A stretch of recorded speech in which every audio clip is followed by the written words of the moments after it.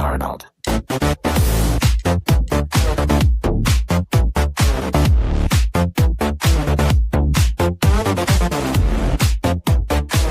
All right, here we go. Dean Arnold Podcast. It is June 16th. We're going to talk about the beast.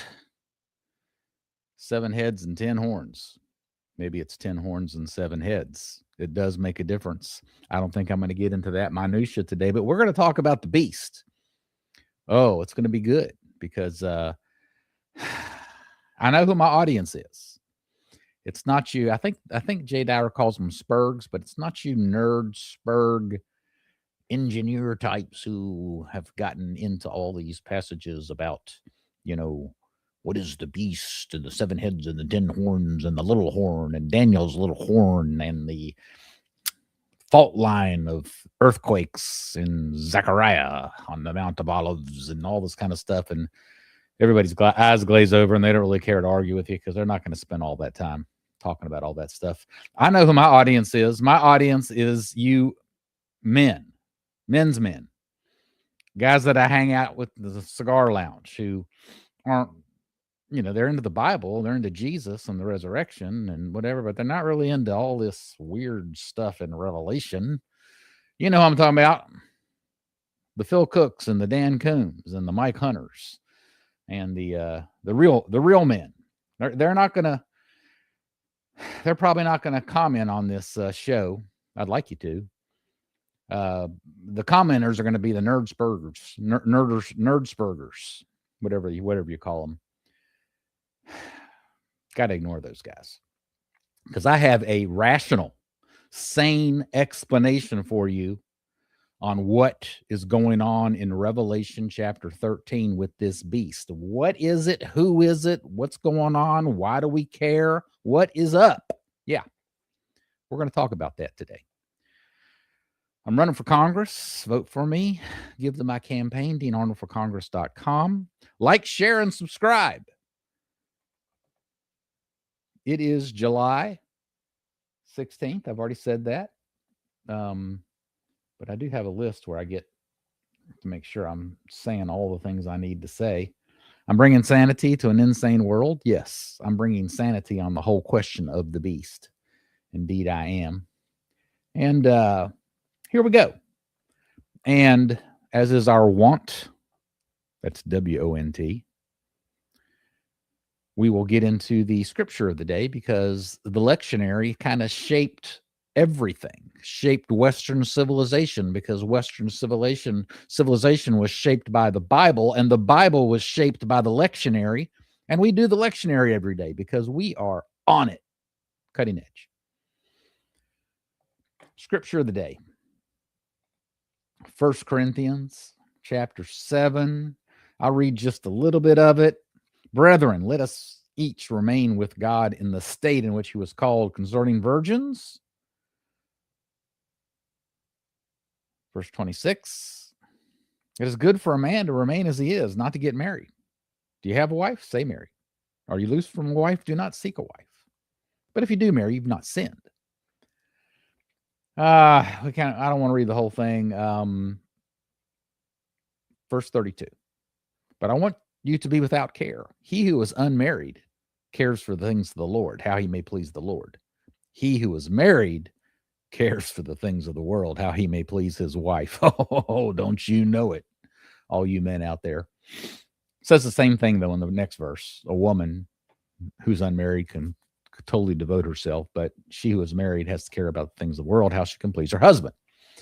Okay, I think it's a pretty straightforward passage, but don't you know this is a very hated passage in Protestantism, and not just Protestantism, it's just anybody who's just this too this worldly focused. So I hate the passage sometimes because sometimes I'm too this worldly focused. But people who really chafe against this idea of it's better to be single than to be married, it's better to be a monastic than to be married, the people who chafe against that are struggling with accepting the truth that the next life is more important than this life. That is, I think that's the gist of the whole thing. And it's hard medicine for some of you out there to hear, but you got to hear it. And this gets back to what's kind of become a running theme because of all these crazy saint stories. But when Paul says in Hebrews 11, the famous faith chapter, he says they all allowed themselves to be tortured and cut in two and everything because they were hoping for a better resurrection. What does that mean?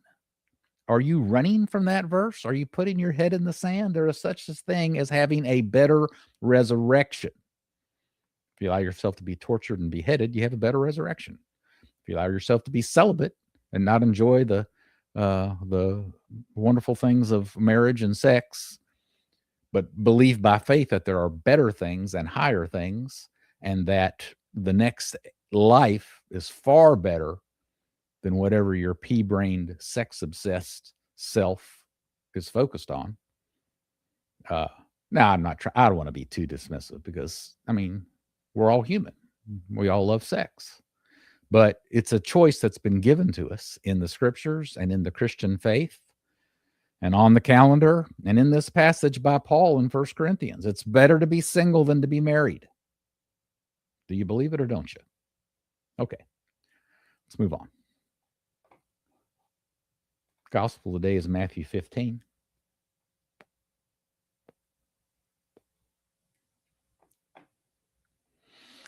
Peter wants Jesus to explain a parable.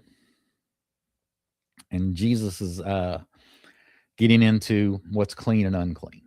Verse 17. Do you not understand yet that whatever enters the mouth goes into the stomach is eliminated? So he's saying, that's after a passage, I guess, that said that all foods are clean. We're over this Old Testament no pork thing. That's done. You can eat shrimp. You can eat pork. You can have bacon. But verse 18, but those things which proceed out of the mouth come from the heart, and they defile a man. For out of the heart proceed evil thoughts, murders, adulteries, fornications, thefts, false witness, blasphemies. Those are the things which defile a man. But to eat with unwashed hands, that does not defile a man. So this is interesting. Jesus is basically saying the stuff externally that comes into you, it doesn't defile you. What defiles you is that stuff that's inside you. And that comes out and is nasty. And this is also a concept that we struggle with because in our modern day, I think we've gotten maybe too influenced by Buddhism or something, where we think, what's inside, navel gazing, that's where the real truth is. That's where the real goodness is when you have your Bible study with yourself and you think and meditate and then, you got an insight and now it comes out. Well, Jesus says that could be really bad. Actually, it's nasty. What's inside you's nasty, man. And so that's one of the reasons in the Orthodox Church, I think, is that we have scripted prayers. Everybody hates scripted prayers. Oh, that is not from the heart. That's scripted. You just prayed a prayer that was on a sheet of paper. Well, yeah, because the stuff that comes out of your chest, out of your tummy, Jesus says is nasty. That's no good. So get the stuff that's on the paper that very spiritual monks who spent 30 years praying and fasting and weren't given over to sexuality and getting henpecked and weren't given into money and all the things of this world. Over 1,000 years, all these monks and other prayerful, godly people got together and they hammered out this prayer on a piece of paper. That's a good prayer. These guys, they were working hard to make sure that they weren't just putting crap that was in their insides. They thought it was special. And they decided that was a good prayer. Wasn't a good prayer.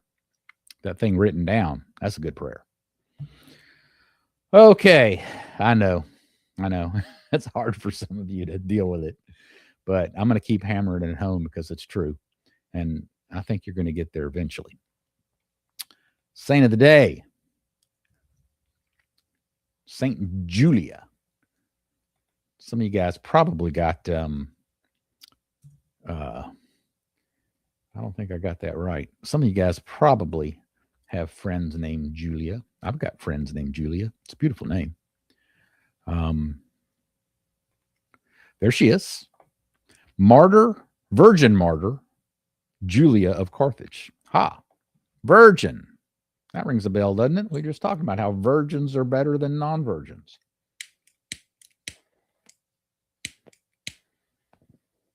Doesn't mean non-virgins are bad. Doesn't mean sex is bad. It just means that virgins are better. Ha ha! I don't like they did it. I know. Oh, I got a refill. All right, I'll do my best, guys. Virgin martyr Julia, born in Carthage in a Christian family. She was captured by the Persians. We're at war with the Persians right now. They carried her off to Syria and sold her into slavery. Fulfilling the Christian commandments, she faithfully served her master. She preserved herself in purity. So she's a slave, but she's not giving it up. No. Taking all sorts of risks, I'm sure, by doing that. She kept the fasts and prayed much to God. She would not turn to pagan idolatry. At one point, the ship that she was on stopped over at the island of Corsica, and the master decided to take part in a pagan festival. Hey, we're going to have a big old party, y'all. Come on, everybody. And everybody, they want to do the party because there's probably lots of sex and lots of alcohol and all sorts of stuff, but they also want to follow their master who's excited about the festival. So everybody's doing it except Julia. She remained on the ship. So the Corsicans who were doing the festival, they got her master all drunk with wine, and when he had fallen asleep in a drunken sleep, they were able to slip over to the ship and take Julia. Julia was not afraid to acknowledge she was a Christian, and the savage pagans crucified her. Ha ha! Not the happy ending we were looking for. The virgin martyr, she never had sex, never had that enjoyment. She confessed Christ, and then she got crucified and died. Pretty rough way to go, unless you believe that she's going to get a better resurrection, which she believed. And I think she is. So good on her. The year 763 is when she was killed. All right. Topic of the day. The beast of Revelation. So I got to remove this dude here. And let's bring in the text. Oh, I hope I got this right. I think I did. Yeah, here we go. Can you see that? I hope you can. So we've done a couple, at least one or two podcasts on the Antichrist. Is there an Antichrist? The Bible doesn't really talk about an Antichrist. It talks about many Antichrists. It talks about the spirit of Antichrist. But this like one guy who was going to be really evil and the devil incarnate and going to rule all the nations and make everybody have a mark. No, Bible doesn't teach that. There's a man of sin in Second Thessalonians 2 who takes his seat as God, probably the high seat, probably the high priest in the first century, AD 64. Also alludes to Herod, who in Acts chapter 12, it actually says he took a seat and they called him a god, not a man. And because he allowed himself to be looking like a god, the angel of the Lord struck him down and he was eaten by worms. So that might be the man of sin in Second Thessalonians 2. So that's what we've got. And then we've got Revelation 13, which talks about this beast who had 7 heads and 10 horns, which is what we'll talk about today, and who made everybody get a mark on their hand or their forehead, and they couldn't buy or sell, which probably means worship in the temple. I think we did talk about that some. But is there an Antichrist, the Antichrist in the future? Maybe, maybe not. It's not real clear. Was there one back in the near fulfillment? That's the far fulfillment, which is not going to be today or tomorrow. It's probably going to be several hundred, if not several thousand years from now. in my opinion. I have the right to have an opinion. I might be wrong. But the near fulfillment, which was AD 70 and the destruction of Jerusalem and the temple, was there a one Antichrist who ruled everything? Maybe sort of. You could do Nero, but Nero's number is not 666, it's 616. So Nero's close, but he's not the deal. So the beast, in terms of a solid interpretation, the beast is Rome, okay? And Rome is nick and tuck in a relationship with Israel.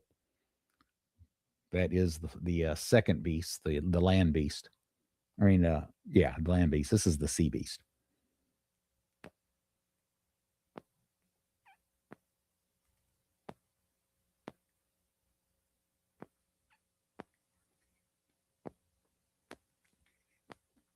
I have failed today in terms of cigar smoking. Okay, let's read the passage. I'm just going to read 3 or 4 verses, so don't let me lose you here. Revelation 13, 1 through 10. And the dragon stood on the sand of the seashore. Then I saw a beast coming up out of the sea, having 10 horns and 7 heads, and on his horns were 10 diadems, and on his heads were blasphemous names. And the beast which I saw was like a leopard, and his feet were like those of a bear, and his mouth like the mouth of a lion. And the dragon gave him power and his throne and great authority. And it goes on and on about the buying and the selling and the mark in the hand, and we won't get into that today. We just want to get started with, I'm already lost now. You're talking about 7 heads and 10 horns. I mean, what is that? Who is that? What are we doing here? I mean, that's how I am. I mean, like I'm watching a movie and like somebody's talking and I miss a line. I kind of shut down, because I probably missed the most critical line of the movie. So here we are reading this strange passage, and it talks about 7 heads and 10 horns. And hopefully some of my men out there, my cigar smoking men's men who like to think rationally and with logic, you're already saying, hey, you're shutting down. Like, I don't want to go any further until tell me what the 7 heads and the 10 horns are. What the heck is that? So that's where we'll start. And that's what we're going to spend our time on today, is that particular subject. And there's an answer. Thank God.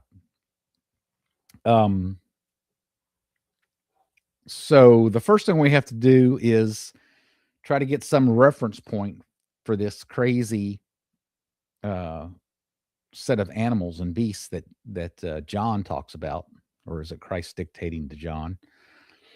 You got a leopard beast, you got a bear beast, you got a lion beast. Okay. And we're going to get a lot of answers from the book of Daniel, chapter 7. I'm probably going to have to read this whole thing. I'll do my best to truncate it if I can, but bear with me, guys. So here's Daniel. He's looking, having a vision, and behold, 4 winds of heaven stirred up the great sea, and 4 great beasts were coming up from the sea, different from one another. The first one was like a lion, had the wings of an eagle. I kept looking until its wings were plucked, and it was lifted up from the ground and made to stand on 2 feet like a man, and a heart of a man was given to it. And behold, another beast, a second one in the likeness of a bear, and it was raised up on one side. And 3 ribs were in its mouth between its teeth, and they said to it, arise, devour much meat. Another one like a leopard, which had on its back 4 wings of a bird. The beast also had 4 heads, and dominion was given to us. So we've got 3 beasts so far. No, the bear's not Russia. Russia didn't even exist back then. A fourth beast, fearsome and terrifying and extraordinarily strong. And it had iron teeth that devoured and crushed and trampled down the remainder with its feet. And it was different from all the beasts that were before it. And it had 10 horns. Okay. I'll try to bring myself up here. I think that'll be better. So these beasts that Daniel's talking about, they have 7 heads. He talks about a beast that's like a lion. That's 1. Then he talks of beasts that's like a bear. That's 2 heads. Then he talks about a third beast that's like a leopard. Okay, that first lion beast is Babylon, and it's a first beast for a little thumb came up on the screen when I did that. That was weird. That distracted me. So in Daniel's day, he's in Babylon. And so the first beast is like a lion, and that's Babylon. And then the second beast is like a bear, and that is Persia, which comes and takes over Babylon. Okay, 1, 2. And then who takes over Persia? Do you know? It's not really in the Bible so much. Greece. Greece conquers Persia.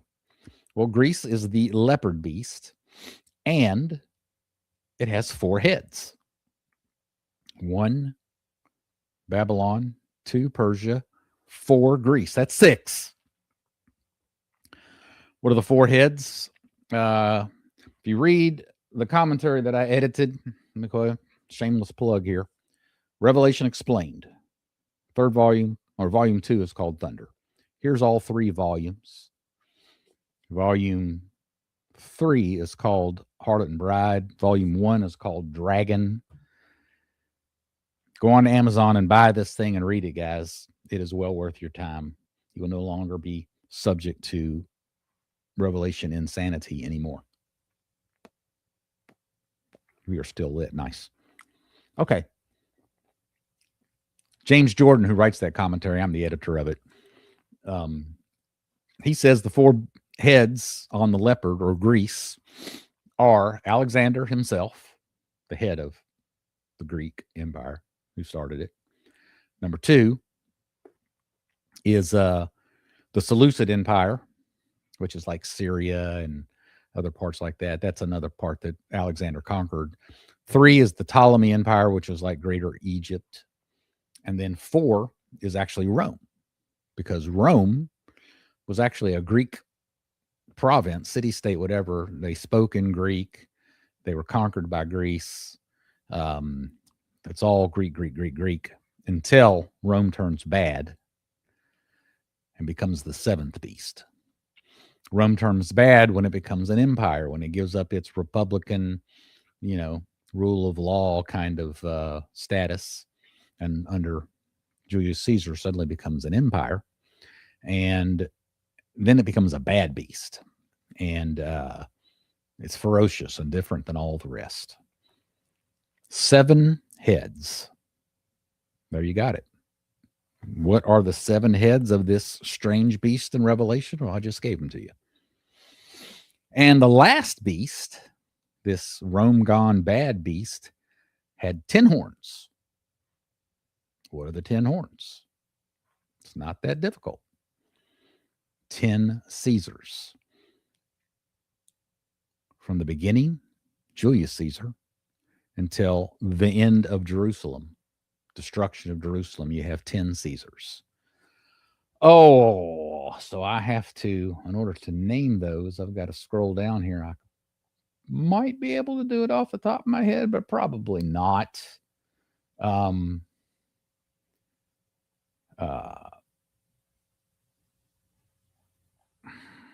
Here we go. Julius Caesar, Augustus Caesar, Tiberius Caesar, Gaius Caesar or Caligula, Claudius Caesar, that's 5. Nero Caesar is 6. Good number for Nero. And then Nero, there's a brief appearance after Nero gets, disbanded. Galba, Otho, Vitellius, and then the 10th one is Vespasian. What did Vespasian do? He destroyed Jerusalem. And a new line of emperors comes out of Vespasian. So the first 10 or so emperors are all Caesars. And then after that, when Vespasian comes, he starts a whole new line of Caesars in the line of Vespasian. Those are your 10 horns. You got a better solution to it? Have at it. I think it's a pretty good solution. So this beast, Rome,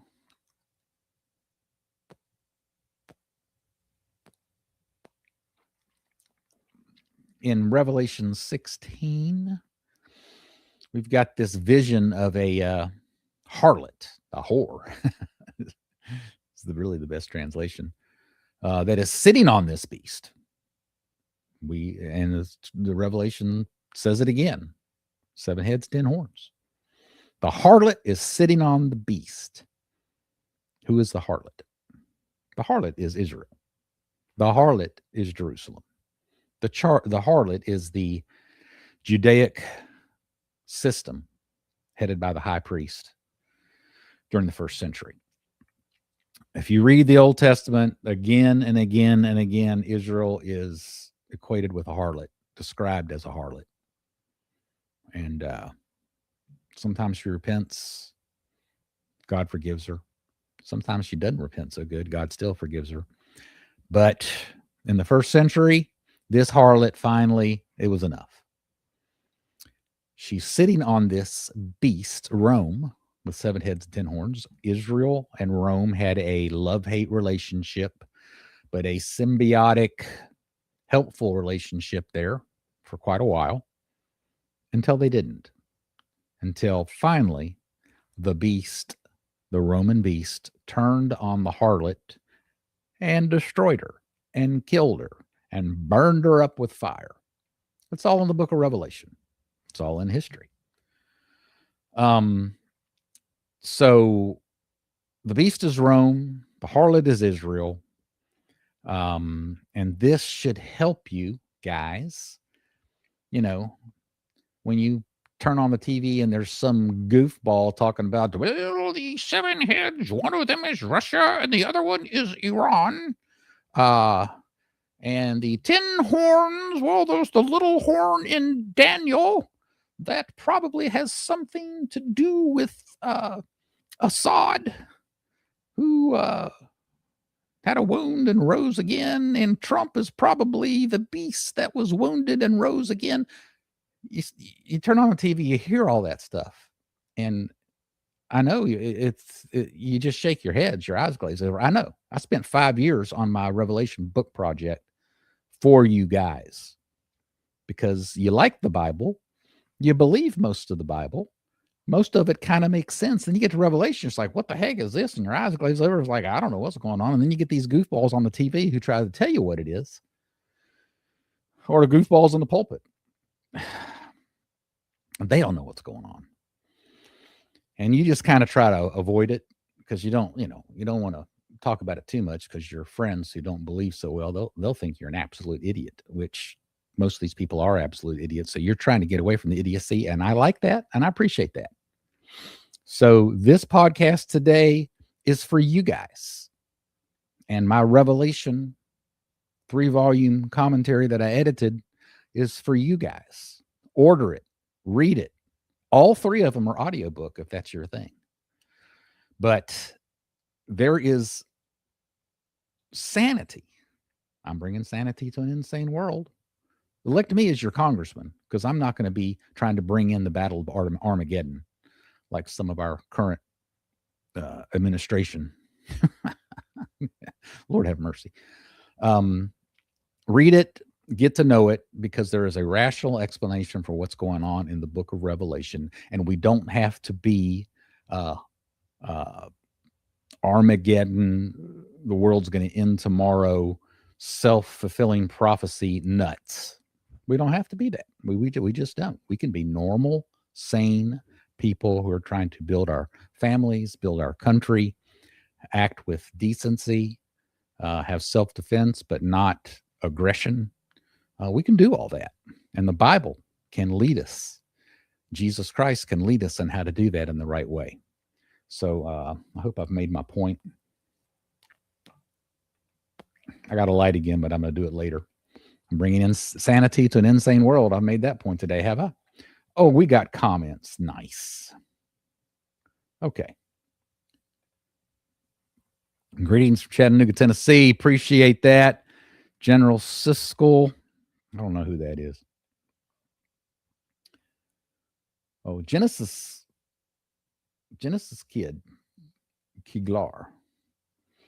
Is that my artist friend, Genesis? I don't know.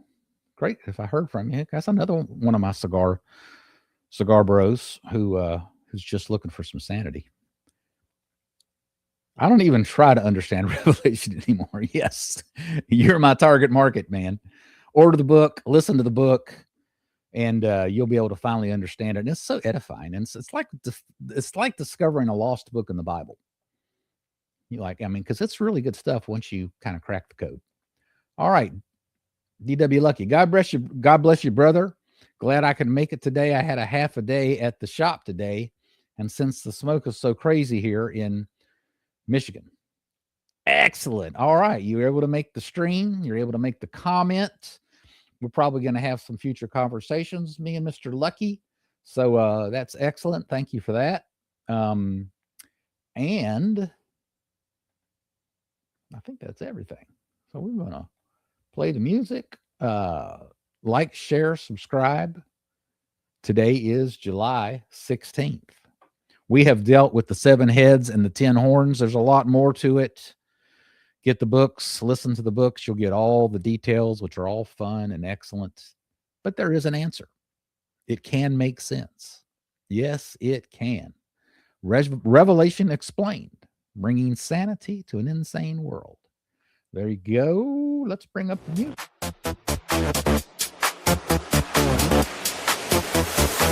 Dean Arnold.